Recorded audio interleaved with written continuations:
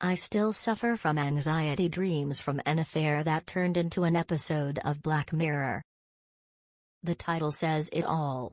5 years ago I left a passionately intense 6-month relationship with somebody I had known for 13 years because, as I'd later discover by accident, this guy I was seeing almost daily was also secretly seeing somebody else simultaneously, who uncannily resembled me but was 13 years younger than me, and was 27 years younger than him.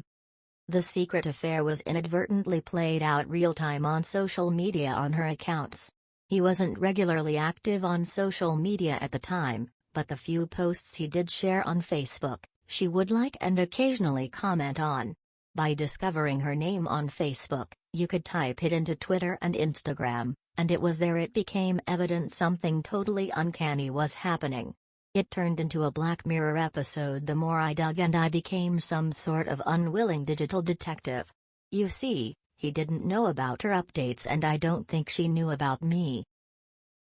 I could retroactively piece together that all the activities that I was doing with him, down to the specific dishes we shared at those special restaurants, the local cafes we used to read books to one another at, the recreational activities we did together, etc. he was also doing with her, sometimes literally on the same day. She wasn't sharing photos of his likeness, but were of photos of the same types of coffee and croissant with his hand visible, or a photo of her smiling flirtatiously from the top of a hike him and I would do. Or a photo of the book he was reading to me and a bottle of the same San Pellegrino he would order. They were photos of all the places him and I would go to together, with a simple yet suggestive caption hinting that she was craving her next date with him. They were secret love letters. And here's the kicker. I remember discovering this about 4 months in, recognizing that the one night I am not there with him due to a family emergency is the one day she is updating her Instagram with a photo of lattes and croissants, the very breakfast him and I would share from the very cafe down the street we would go to. At the time he practically moved into the house I was house sitting for, complete with packed bags of clothing. When I met up with him back at the house later that day, I carefully broached the topic with him later that afternoon, using the phrase "we're not being honest with one another" as I wasn't honest I had been snooping, and he wasn't honest about seeing someone else.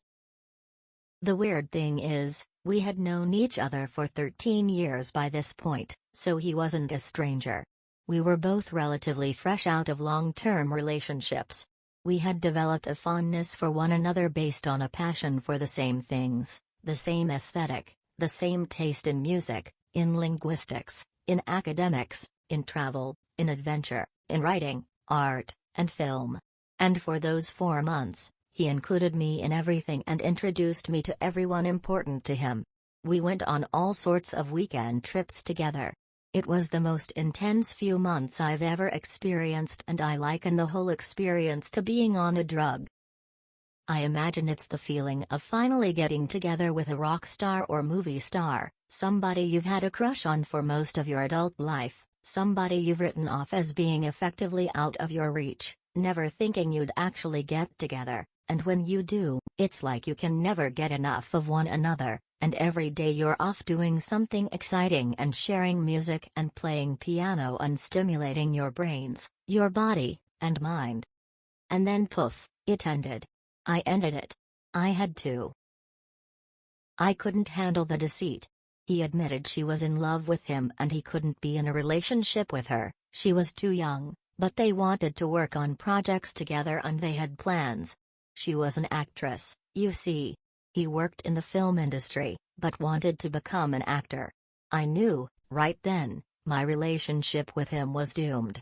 But like any drug, you can't just quit cold turkey. So we kept going. And he didn't know my sources of how I knew. And every day, I would look at her accounts, like a sick and twisted Black Mirror episode, and see exact words he had spoken to me, being quoted by her. I would give him an obscure recommendation for a documentary, for example, and within 24 hours, she was now following that obscure documentarian on social media. It was messed up. It messed me up. It got ugly before it ended. I won't even go into the details, But the deceit was there until the very end.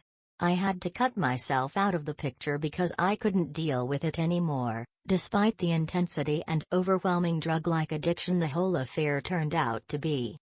I've moved on, or so I thought. I'm in a new relationship. I've bought a house.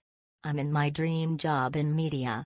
But last night I had an anxiety dream with him in it. Oh, and they're still together, living out their dream relationship on social media. They're making movies together and living together. I'm happy for them. But I do wonder, does she know?